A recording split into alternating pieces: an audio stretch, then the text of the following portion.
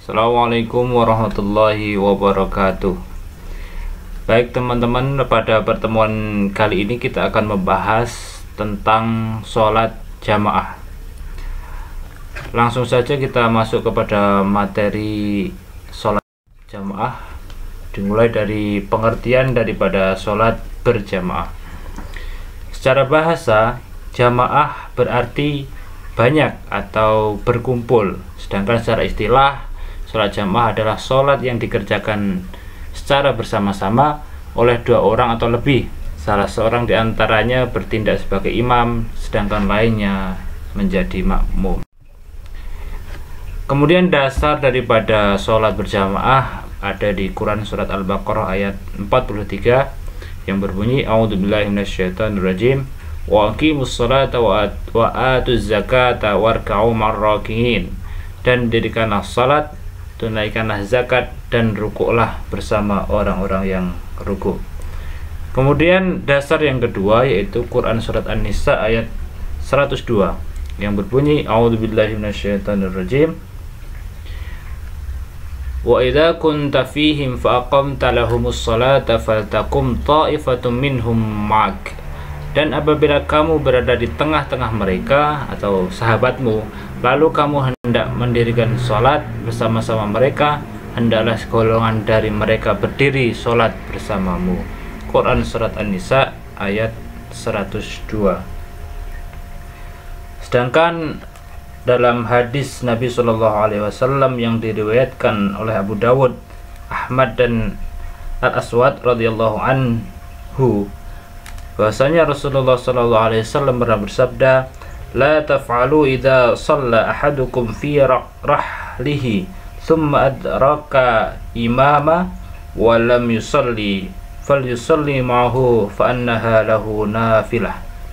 Janganlah kamu lakukan itu lagi bila salah seorang kamu sudah sholat di rumahmu kemudian masih mendapati imam belum sholat di masjid, maka hendaklah ikut sholat bersamanya, maka sesungguhnya itu yakni sholat kedua dihitung sholat sunnah baginya. Itu adalah dasar daripada hukum sholat berjamaah. Kemudian yang selanjutnya adalah kriteria sholat jamaah. Di dalam melaksanakan sholat berjamaah diperlukan seorang pemimpin yang bertugas memimpin sholat jamaah tersebut. Adapun kriteria imam sholat jamaah adalah sebagai berikut. Yang pertama yaitu orang yang terbaik atau pilihan, yaitu orang yang paling bagus penguasaan dan bacaannya terhadap Al-Quran. Kemudian yang kedua yaitu jika sama-sama bagus penguasaan dan bacaannya terhadap Al-Quran, maka berikutnya adalah orang yang paling faham tentang sunnah. Jadi ketika sama-sama orang itu bagus penguasaan terhadap Al-Quran, maka yang dipilih selanjutnya yaitu orang yang paling paham dengan sunnah. Kemudian yang ketiga adalah orang yang paling senior keislamannya, dan yang terakhir adalah orang yang paling tua usianya. Jadi ketika memilih seorang imam, yaitu yang pertama yang diperhatikan adalah bagus penguasaan dan bacaannya terhadap Al-Quran. Jika sudah mempunyai kriteria tersebut, maka yang kedua yaitu orang yang paling paham terhadap sunnah.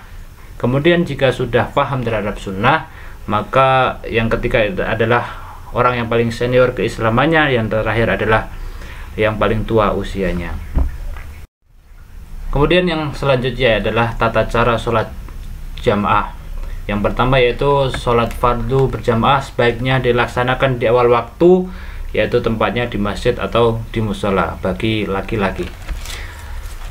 Kemudian yang kedua, sebelum takbir imam supaya menghadap ke makmumnya, memperhatikan shaf atau barisan dan mengaturnya terlebih dahulu. Imam hendaklah menganjurkan supaya meluruskan dan merapatkan shafnya. Hal ini karena Nabi SAW jika hendak mengimami sholat, beliau menganjurkan sawu sufufakum fa inna taswiyatas suhufi min tamamis shalah. Luruskan barisan shaf kalian, karena sesungguhnya meluruskan barisan itu termasuk bagian dari kesempurnaan sholat. Hadis riwayat Bukhari. Kemudian imam juga dituntunkan untuk mengatur shaf dengan menganjurkan pada jamaah laki-laki agar shaf depan dipenuhi lebih dahulu, kemudian shaf berikutnya. Kemudian pada posisi makmum sholat berjamaah, jika makmum hanya seorang, maka posisi shafnya berada di sebelah kanan imam. Jika menyusul makmum yang lain, maka hendaklah langsung berdiri di belakang imam, jangan di kiri imam. Kemudian makmum yang di samping imam tadi mundur ke belakang untuk menyamakan shaf dengan makmum yang lainnya. Pada dasarnya, jika makmum lebih dari satu orang, maka makmum berbaris lurus dan rapat di belakang imam, di mana posisi imam berada di tengah. Jika datang menyusul makmum yang lain, maka hendaklah mengisi shaf bagian kanan terlebih dahulu, baru kemudian shaf sebelah kiri dengan memperhatikan keseimbangan antara shaf kanan dan kiri.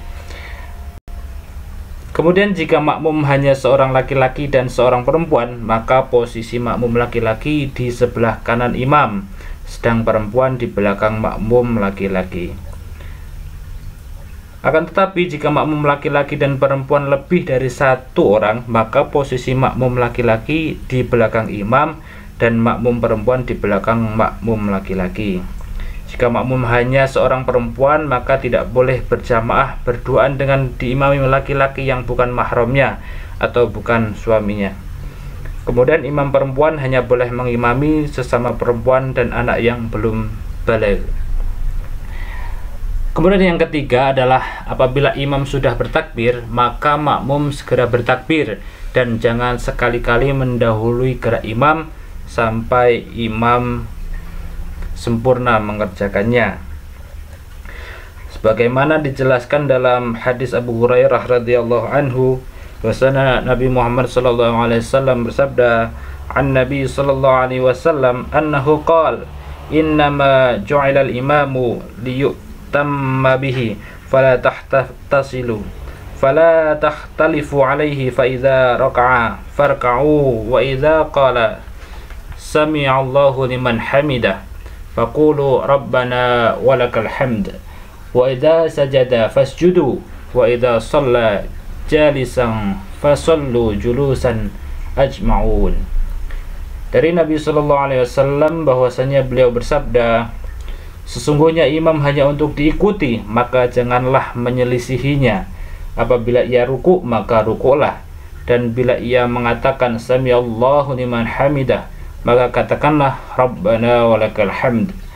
Apabila ia sujud, maka sujudlah, dan bila ia sholat dengan duduk, maka sholatlah dengan duduk semuanya. Hadis riwayat muttafaqun alaih.